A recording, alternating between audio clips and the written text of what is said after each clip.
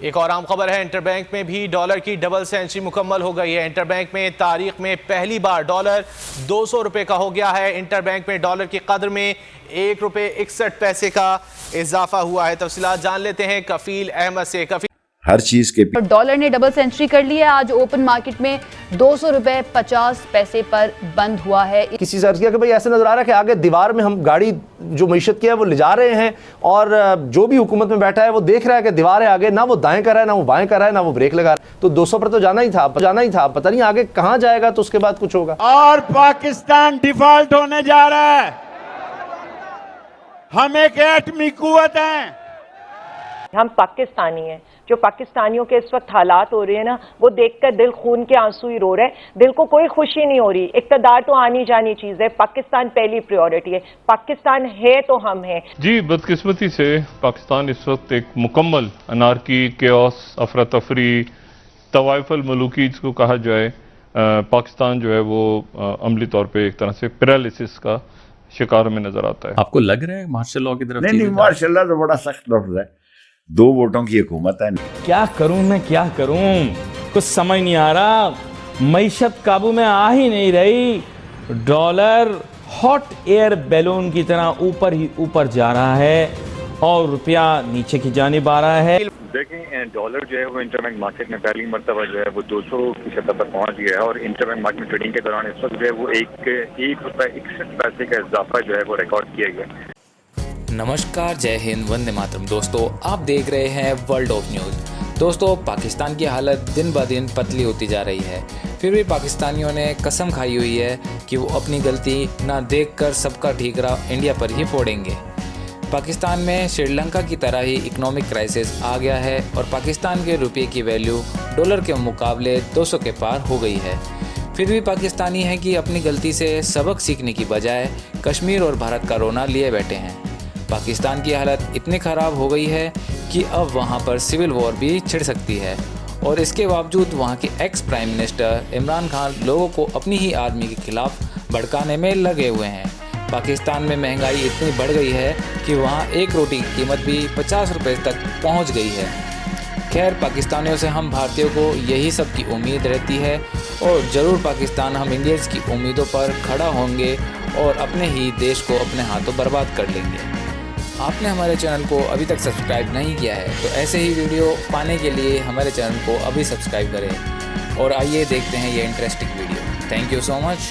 एक और आम खबर है, इंटरबैंक में भी डॉलर की डबल सेंचुरी मुकम्मल हो गई है। इंटरबैंक में तारीख में पहली बार डॉलर 200 रुपए का हो गया है। इंटरबैंक में डॉलर की कदर में 1 रुपए 61 पैसे का इजाफा हुआ है। और 1947 में इंडिया की करेंसी की वैल्यू, यानी इंडिया का जो रुपया था और हमारा जो पाकिस्तान का रुपया था, दोनों की वैल्यू एक जैसी थी। आज 2022 में इंडिया की करेंसी की वैल्यू हमारे से डबल से भी ज़्यादा हो चुकी है। क्या कोई भी रिफॉर्म्स नहीं की, लैंड रिफॉर्म्स नहीं की आपने, कोई इकोनॉमिक रिफॉर्म्स नहीं की आपने, कोई इंडस्ट्री नहीं लगाई, जिसके नतीजे में आज तक आपकी जो पावर वेल्थ जनरेशन है, जो वेल्थ जनरेशन है वो बहुत ज़्यादा कम है और फॉरेन रिजर्व्स कम है, जिसके नतीजे में आपको आज भी मसाइल जो हैं कि उनके यहाँ जो पैसा है, मनी है या इकोनॉमी है वो खुद वो जनरेट कर रहे हैं। ठीक है, वो जनरेट तो हम ज़रा एक्सप्लेन करिएगा, हम क्यों, हम नहीं खुद जनरेट। अगर बंगाल को नहीं मिली थी, बंगाल पाकिस्तान से बाद में सेपरेट हुआ, बांग्लादेश बना, वो फिर पाकिस्तान से आगे निकल गया, ये तो फिर कोई लॉजिक ना हुई। अगर उधर भी इंडस्ट्री नहीं थी, वो तो हमारे से लैदा होकर फिर हमारे से आगे निकल गया। जितनी एनर्जी खुद प्रोड्यूस करेंगे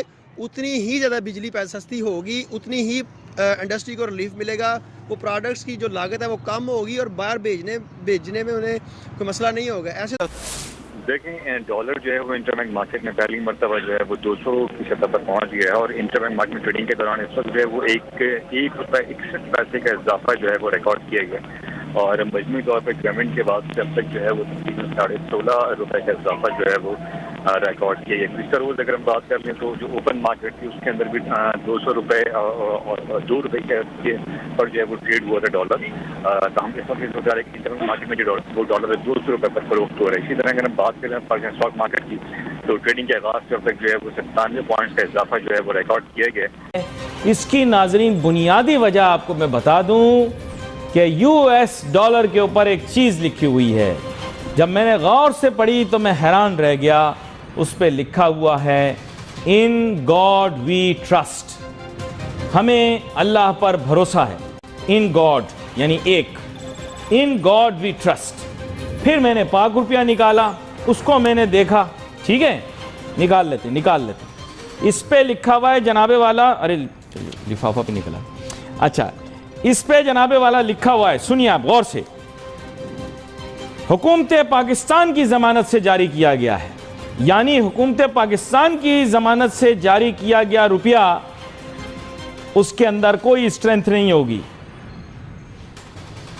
डॉलर पे क्या लिखा हुआ है?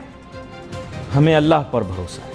हैरान हो गए ना आप? दुनिया में कोई ऐसा अदारा नहीं है जो कर्ज देता हो जिससे हमने कर्ज ना लिया हो। तो ये जो हमने इतने बड़ा बेकारी तो दुनिया में कोई होता ही नहीं है।